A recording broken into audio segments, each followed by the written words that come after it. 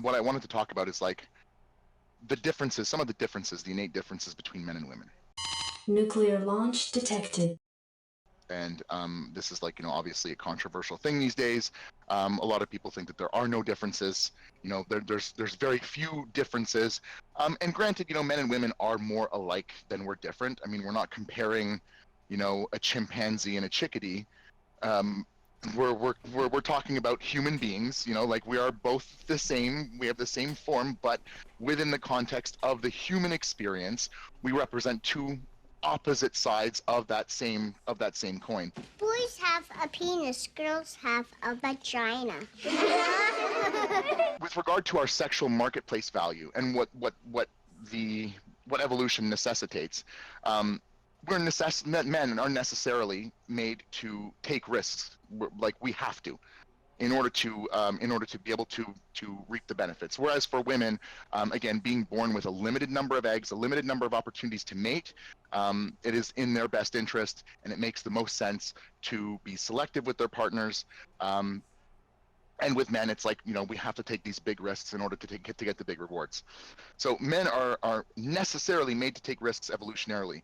And therefore, it's so much more important for men to control our emotions and impulses. It's much more important than it is for women to do the same. Women have been able to depend on men throughout history. And though a lot of women today will identify with the women of the past as being oppressed, which I think is silly. Like the women of today, this idea that men have been oppressing and dominating women throughout all of history, it's so absurd. I wanted to put up that video of Peter Boghossian talking to Sargon of Akkad, where he's like, you can go back to, say, the Victorian era, and men used to treat women with an extreme amount of deference because the generations living then remembered a time when the world was a lot more difficult than people now remember it being. And so the physical inequality between men and women was emphasized because the world was a much more difficult place. And so men took a paternalistic and patriarchal view on how women should be treated, and women wanted men to take that. They wanted to be safe, they wanted to be provided for, they wanted to make sure their children were safe, and men did what they could. Now men have won. They've, the fact we've got aeroplanes flying overhead and the fact that we're not about to be invaded is the victory of Western man. And then for some reason women decided, okay, well I'm not afraid anymore. I want what you have. You don't do the things that we do, so you can't have what we have. But men just want women to be happy. They want them to love them. They want their approval. And so if gaining women's approval means pretending women are equal to men or, saying this, that, and the other, whatever it is, they'll do it. And it's completely taken men off of the throne that they sat on. And this throne was never imposed by authority, actually. It was imposed by consent. And the second women withdrew their consent for the man to be on that throne, well, the throne collapses and the men are just standing around going, okay, well, I guess I'll just play video games and drink beer all day and smoke weed. And if you don't need me, I won't do anything. Because that's really the whole raison d'etre of being a man, just to be needed by someone else. And it's always been women. And until women understand that actually they're kind of destroying men, then nothing will change, because men will never be able to stand up for themselves and their own dignity. So a lot of women of today will identify with women of the past, which again I think is silly, because the women of the past would think that the women of today are absolutely, are destined for hell, basically. They would not identify with the way that women live today, the choices that they make, or how they behave. Again, they'll think that a lot of women of the past have been oppressed. They were actually always being provided for by the men. Some evil men, of course, obviously, abuse their power and influence over women, but as a group, men have always provided for and protected women.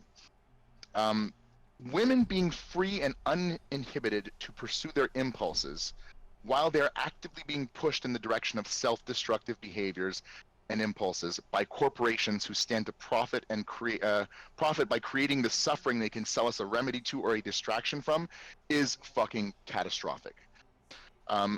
Women are just not evolutionarily suited to have such agency. Like they're I know, because they operate on emotions a lot more. And I mean, I don't think I know one woman who doesn't, even super intelligent ones with very high IQs, what they're mostly doing is they're feeling something and they're using their rationale to validate or to build this bridge of nuance to their feelings, which doesn't necessarily comport with reality. It doesn't necessarily adhere to what's actually going on, but it's like they're using their emotions are what drive them a lot more.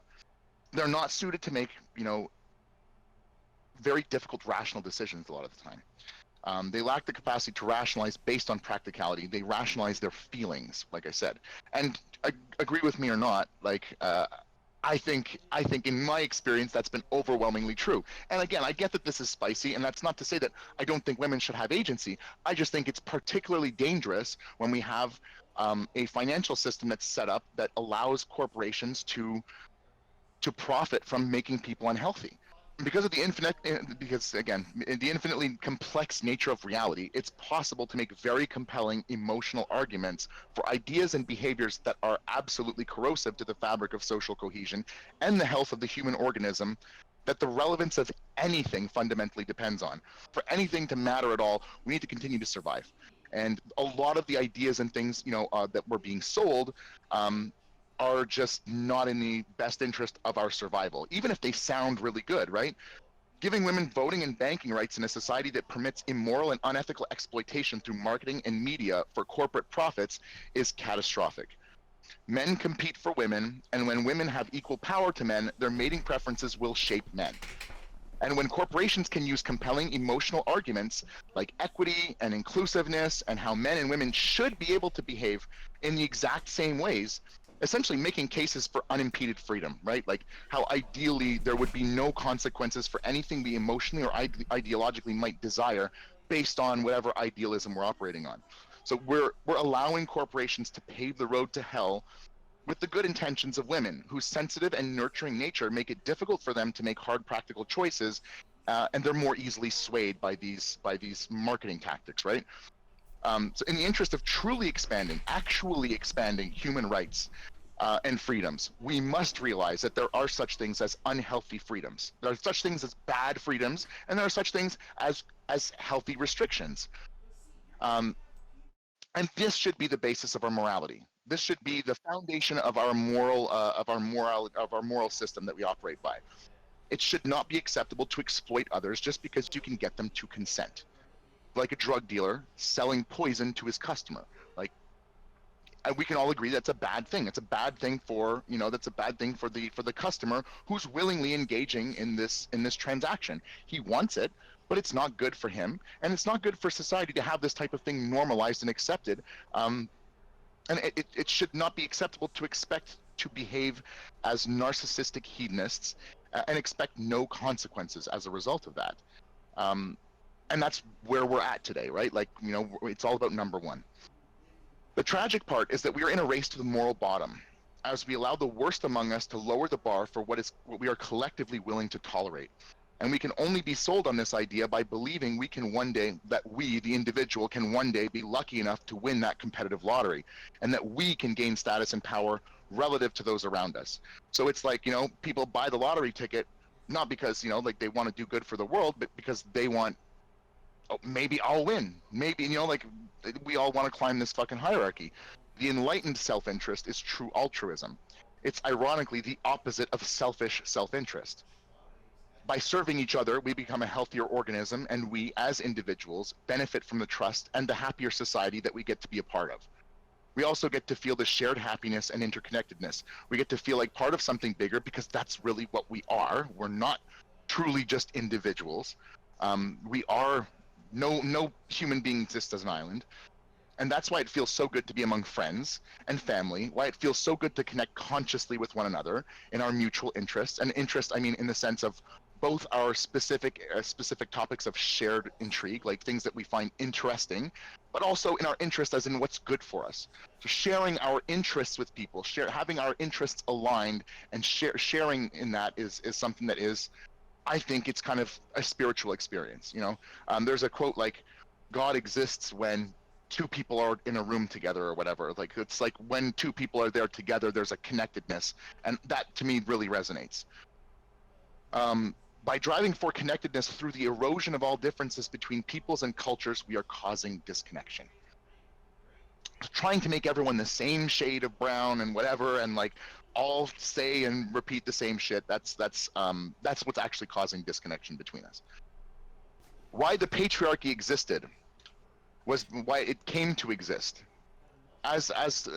just a natural evolution, was because of the environment and circumstances that necessitated men to be the risk takers. No shortage of semen. Again, like a guy can produce semen as many loads as he can produce, as he's going to keep producing, whereas a woman's dealing with limited opportunities. Also, her choosing the wrong partner comes at such a great cost. In order to compete for a chance to have a mate, we must take big risks to gain the big rewards that will demonstrate / increase our competence. And it gives us the resources that we can share with our communities that will make us desirable mates and make us respected members of our tribes. This is why men desire status. We need to be someone so we can have something to give, so that we can have someone, and being respected also by our peers. Like, men really, for us, respect is such a huge thing. Like, I don't know about you, when I'm watching something, I can remember particularly, like, there's a moment in Mr. Holland's opus. Mr. Holland had a profound influence on my life, on a lot of lives I know. And yet I get the feeling that he considers a great part of his own life misspent.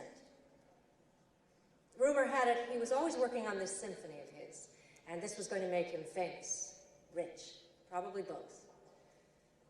But Mr. Holland isn't rich, and he isn't famous, at least not outside of our little town. So it might be easy for him to think himself a failure. And he would be wrong. Because I think he's achieved a success far beyond riches and fame. Look around you. There is not a life in this room that you have not touched. And each one of us is a better person because of you. We are your symphony, Mr. Holland. We are the melodies and the notes of your opus, and we are the music of your life.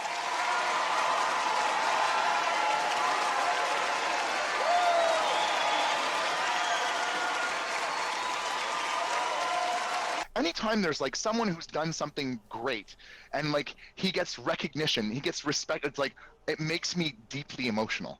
Like someone who's being acknowledged for something great.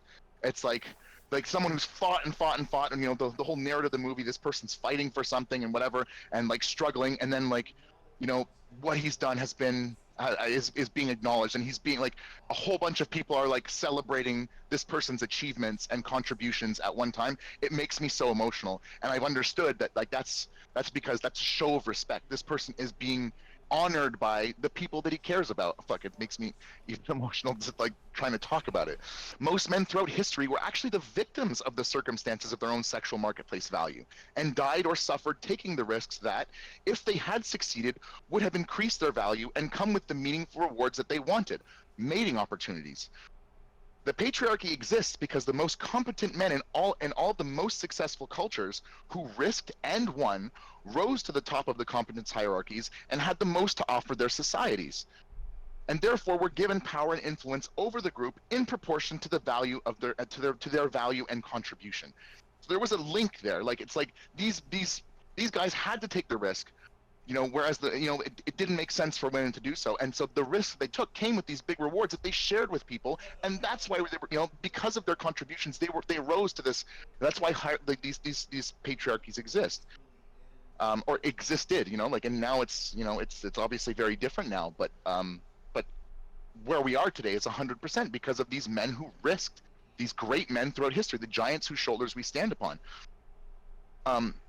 And like I said before, men and women are more similar than different, but there are necessary differences between us because of our biological nature and how we evolved as a sexually dimorphic species.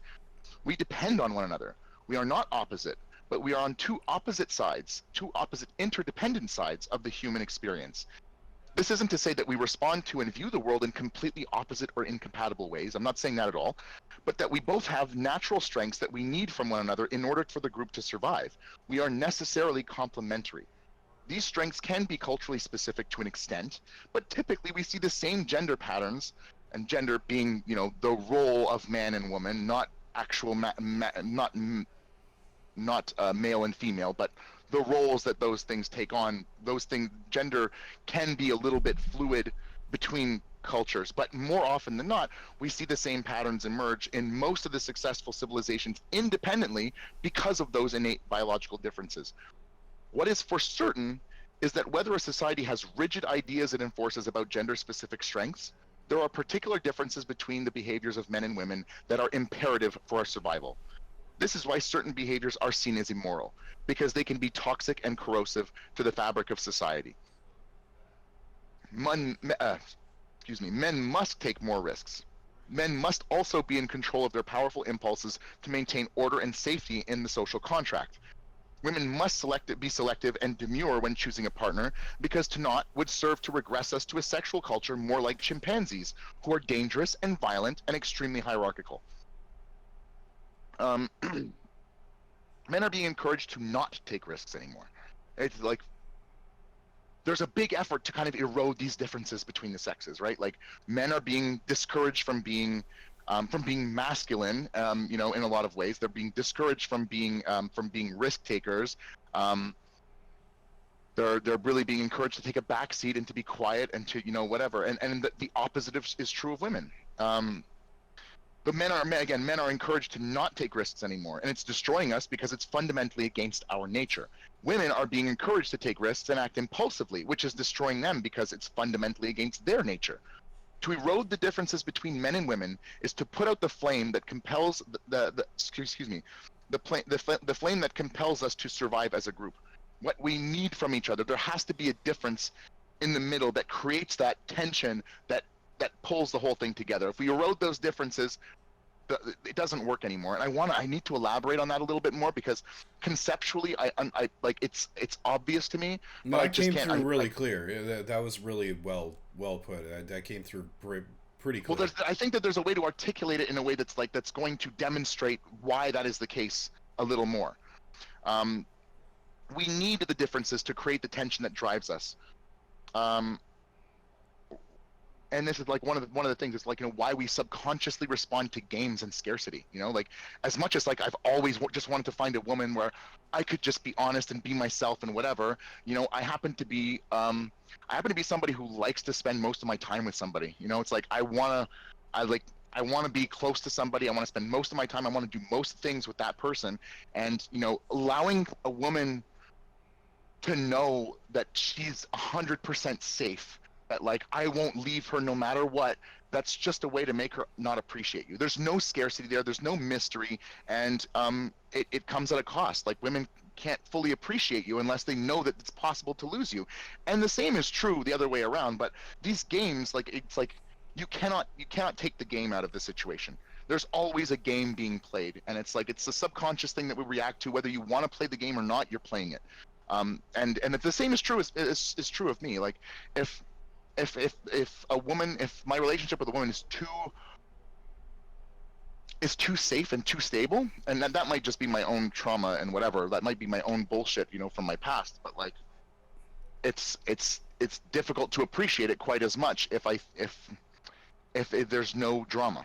Anyway, this is why our societies in the West have become so individualistic, because that's the only way we could be sold the distractions, by making us all compete against one another. And this is the thing that's going on. It's like men and women are fucking competing right now. It's like there's a huge competition, and we're like so divided. Men are becoming more conservative, women are becoming more liberal. We are all others to one another. We are all trying to get something from one another, whether material, status, attention.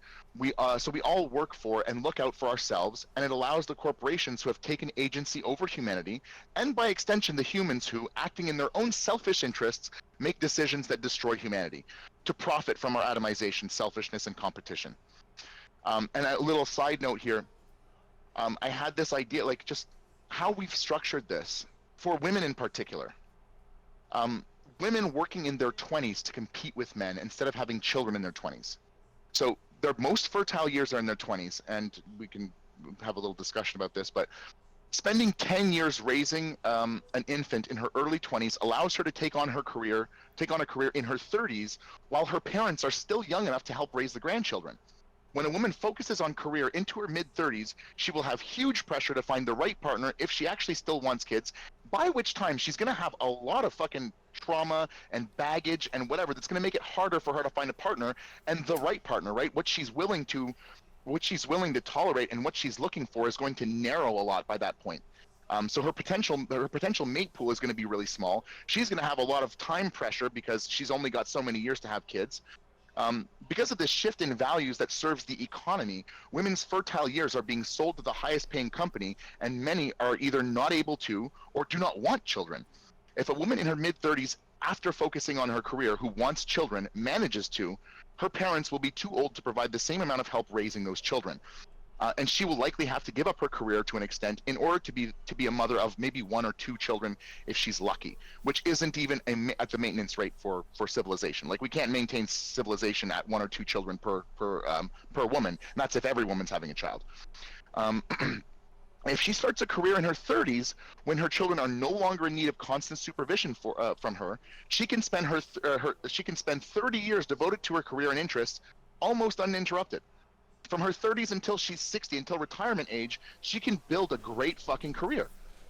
Additionally, women would be able to make much wiser choices for their career path based on the additional self-knowledge they will have, instead of being forced to choose a career based on whatever is marketable and interesting to her when she has so much self-discovery left to do, like when she's 20 years old. Here, choose your fucking career path based on what's valuable to the market right now. It's all about serving the market, and it's not about serving human well-being, right? It's not about serving the proliferation of humanity. And it's like, people are like, oh, well, how do I know what I like when I'm 20 years old? How do I know, it's like, when you're 20 years old, you're still, there's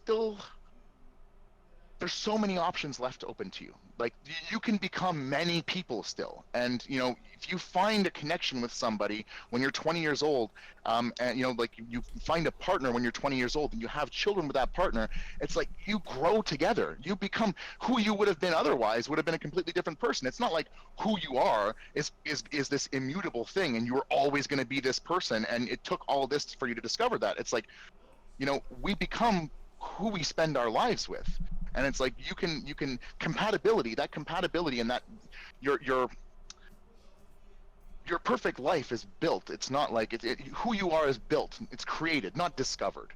And so if you're making those decisions of, to raise a family, you get to learn a lot about yourself early on in your life. Anyway, all this stuff, all this stuff it relates to the economy of today. It's all about making it so that we are all nodes to be milked by this fucking money machine. And like I said, earlier, which I come back to at some point, but corporations have more agency than individuals, right? Like, the individuals, corporations have more rights, essentially. They have more All power the rights, than none any of the individual. accountability. Exactly. It's so fucked up. It's fundamentally, it is wrong. It is fundamentally evil. What has happened, how we operate how we operate the economy today. Because again, a corporation, right? Like, you can have a CEO in charge of the company, and if he's not making decisions that are in the best interest of that company, they'll find somebody else.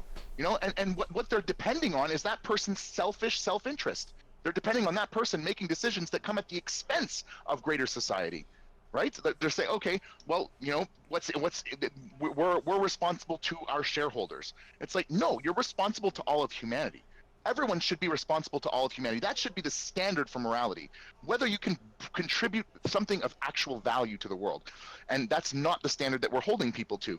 We, again, all the individuals that are within the corporation, they're serving the corporation. It's like the corporation doesn't have a mind, but it has more agency than any individual within it. Anyway, so money is the fucking root of all evil. It is the false idol that the Bible talked about. And I'm not somebody that believes in, the religious mysticism or a lot of the mythology, whatever. I see it as kind of, the wisdom of our ancestors that came from a much more primitive, civilization who spoke a much more primitive language, a much less sophisticated language, who just figured out through trial and error which behaviors worked for them. And it's like, okay, don't steal, don't cheat. You know, things work better if we can trust one another. And so they kind of encoded these things into a system of rules, and they identified that as the will of God because they didn't have a better way of explaining it. But anyway, the dollar sign is the mark of the fucking beast. This has all been prophesized by people who would have no capacity or understanding, or no capacity to understand or articulate how complex and convoluted this destructive, corrosive system could possibly become. We serve money; it does not serve us. We, as a group, have allowed for corporations and individuals to extract wealth and value from society. Many companies profit from making us unhealthy. We have allowed for the economy, which should exist to manage resources, to optimize for human well-being, to distribute resources to companies who don't provide value. Marketing, corporate lawyers, it's all about selling us something, whether it's good for us or not. Money doesn't care about morality. And this is like a Nietzschean thing. It's like might makes right. We must remove might from money. We must separate finance and state, like we once separated church from state.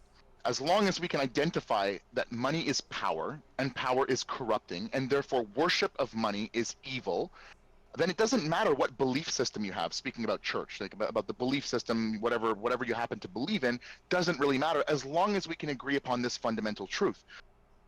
What the future of humanity depends on is all of us in the small world we now live in. I mean, as small as the fucking world is, with with international travel and globalism and with our interconnected economies. It depends on all of us in the small world we live in now to come together with a common understanding, regardless of culture, regardless of sex, regardless of race, or whatever other intersection of the human experience we all individually represent. Money will divide us, and that's the truth that we have to come to. The understanding that we must come to together collectively, and that ultimately we all depend on one another. We must learn to cooperate. We are all in the same life raft: the planet, the ecosystem, the human organism of which we are all a part. Our fucking own DNA. Well, it's these are all the systems that support this unique, filtered experience of conscious self-awareness and the God mind. I mean, to go into my own mythology or into my own belief system. Also, that we can continue to discover and experience ourselves, we need to continue existing for anything to mean anything. AKA, find a way to get along and help one another and make babies. That's the bottom line, is to figure out a healthier way to do all that shit. I mean, there's no truer example that I can think of what you're talking about than like the dating apps. They're incentivized to keep us on the app, right? Exactly. They're not incentivized. It's if they actually work, they would put themselves out of business, right? Yeah. It sucks. Well, there are people that are trapped in that shit. It's like an endless cycle of being on dating sites for fucking. I'm so sick of it, man. I'm so disillusioned and like so sick of it, and it's like I don't know, but it's a cultural thing too. It's like, it's not like I blame all women, but like, fuck, it's hard to not have like these misogynistic thoughts sometimes where I'm like, you know what, the world we live in is too dangerous for women to have agency because it's too easy for them. Like, it's too and I don't mean I don't mean that they're a lot of women are suffering. Men and women together are suffering as a result of this, but like because I mean, women make a lot of the financial decisions in households, but women who are not in relationships, it is their mating preferences that shape men, like I mentioned, right? So it's like if we have companies, and I mean, this is like, the male feminist thing where it's like the kind of snake in the grass, kind of like, going along with whatever just to try to get a foot in the door, thinking that he's going to get special attention because he's parroting the things that are beneficial to women. But it's like what feminism has become today. It's like, I think it's all a calculated kind of thing that's the result of it's all in an effort to make money. It's all about dividing us. I mean, not only like having us divided makes us all operate as if everything is a zero-sum game. We all want to take something from one another. Mm-hmm. And it's like the reality is that coming together, and I mean that's why companies, companies are people coming together for a common thing. Companies can do so much more. That they're more than the sum of their parts. Like minds coming together can produce things that all those minds individually could not produce. In the sum of all those minds working individually could not produce. Minds coming together produce exponentially more than each individual mind could produce when added together with all the rest of the minds. If you understand what I'm saying. No, I get it. Yeah. I think it's all an extension of this like of serving money. It's all people trying to extract wealth from us, and I think that a lot of people know this. Like I think that there's probably a lot of people who are driving this, who are aware of this and who kind of exempt themselves from the rules. And I mean, look at what goes on in like in and I don't, it's not an anti-Semitic thing. I just think that Jewish people are doing it right. It's like I like doing it right in the sense that like they cooperate. But I think that what's still wrong is that it's so exclusive that like there's no problem. They have no issues in exploiting other people as long as they're cooperating within their community and helping those with mitzvahs for those within their community. I like that's what we should all be doing. We should all be treating each other as kin. We should all be treating each other as children of the same God, as the same consciousness that's just separated into this little into this subjective experience for the time that we're here, the time that we're alive. But if we all, if we really truly believed there is no difference between your suffering and mine, that we are all part of this conscious fabric that is like the God mind. We're all cells of the same body.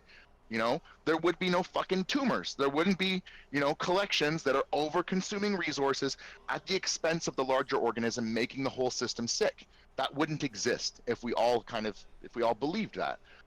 And it's just like, it's so sad to see people completely checking out. It's like people like, the whole hope thing. It's like, the rat study there, like the vase there. But it's like, I thought about that a little further, and it's like I realized, like, the 15-minute average time. They throw the rats in the water in this graduated cylinder thing, and it's like the rat's trying to swim, and it's swimming around the sides, and it's looking for a way to climb out. It realizes, probably within less than 15 minutes, that there is no way for it to save itself. There's no way of escaping. It cannot do anything to rescue its own life. And so therefore, the only conclusion is that this is my death. And so they give up. They actually give up.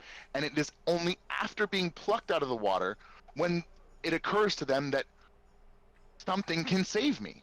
And so it's like, it's not that 15 minutes was all they had. It's just that's how long it took to realize I have no options.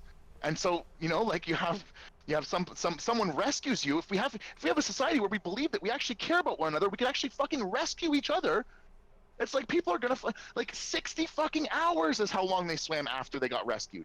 They put them back in and they swam for 60 hours. They swam until they literally could no longer swim because they knew it was possible to be saved. They knew it. And it's like, it could happen any minute. I don't know if it'll happen, but I'm gonna suffer and try until then because I know that it's possible to be saved. I know that the only route of escape is not me climbing up this smooth glass wall out of the water to safety. I know that someone can pluck me out. And it's like we have this fucking society where people don't trust one another. We don't believe in one another. We don't think that we can be saved. And you have people who are checking out. People who are just deciding to not take part.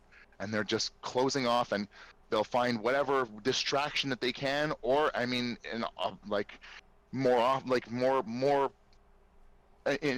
with disproportionately throughout from any time in human history, we have people who are killing themselves, and largely men, because we feel so disenfranchised. I mean, in particular white men. And what's an interesting stat as well is like suicide goes up when the rates of suicide go up when men are like exit marriages and like or when men have like kind of infinite optionality, when there's no kind of path in front of them. Suicide stats go down. Like after 9/11, for example, when you have something that unites people and they feel like, oh, they're part of the same thing, suicide goes way down. When people are in a struggle for survival, You know, when they have real, and I don't mean to say that the issues that we have today are not real issues. I think that the imagined, not imagined, but like the issues that exist that are more conscious, that are, you know, the deaths of despair and well, the suicides that are a result of depression and stuff like that. I think it's a much sadder thing than people who are struggling to survive and like happen to fail. But I think obviously both are very sad. But like, you know, like in the Great Depression, when, you know, people were fucking, you know, like when they had when they had to try to survive, like it was like there was a reason for them to do everything that they were doing. They had to go out and hunt for things. But when we have everything provided for us and we have this infinite optionality, and we just feel completely like directionless and, you know, pointless and atomized and hopeless, essentially, you know, it's like we're opting out. We're like, what's the fucking point in all this?